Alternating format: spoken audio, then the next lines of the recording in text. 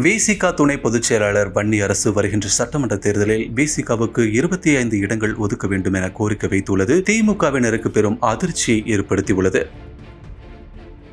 வன்னியரசின் இந்த கோரிக்கை குறித்து விசிக தலைவர் திருமாவளவன் அளித்த பேட்டியில் கூறியதாவது, தனி நபர் அவருக்கான கருத்தை சொல்வது சுதந்திரம் எனவும் அது அதிகாரப்பூர்வ தகவல் இல்லை என கூறியுள்ளார். மேலும் கட்சி தலைமை இறுதியாக முடிவெடுத்து அதிகாரப்பூர்வமாக அறிவித்த பின்னரே அது உறுதியான தகவல் எனவும் கட்சியினர் கூடுதலாக இடம் கேட்பது அவர்களின் சுதந்திரம் என்றும் அது கட்சி தலைமைக்கு அவர் கூறும் கருத்தை தவிர திமுகவிற்கு கூறும் கருத்து இல்லை என தெரிவித்துள்ளார். மேலும் திமுக மற்றும் விசிகவுக்கு இடையேயான உறவு என்பது தற்காலிக தேர்தல் ஆதாயத்திற்கான உறவு இல்லை எனவும் திமுகவுக்கும் விடுதலை சிறுத்தைக்கும் சமூக நீதியை கட்டி காப்பது, பிற்போக்கு சக்திகள் தமிழகத்தில் வராமல் தடுப்பது போன்ற பொது இலக்கு இருப்பதாகவும் அவர் தெரிவித்துள்ளார். பிரச்சனைகளின் அடிப்படையில் திமுகவிற்கு எதிரான போராட்டங்களை விசிக நடத்துவதாகவும் போதை ஒழிப்பு விவகாரத்தில் திமுகவிடம் கோரிக்கைகளையும் வைத்து இருப்பதாகவும் அவர் கூறியுள்ளார். கூட்டணி தொடர்பான முடிவில் மாற்றத்தை ஏற்படுத்த வேண்டும் என்பது தங்களின் குறிக்கோள் இல்லை எனவும் கலைஞர் சொல்வது போல உறவுக்கு கை கொடுப்போம், ஒருமைக்கு குரல் கொடுப்போம் என திமுக கூட்டணியில் தொடர்ந்து பயணிக்க உள்ளதாகவும் அவர் கூறியுள்ளார்.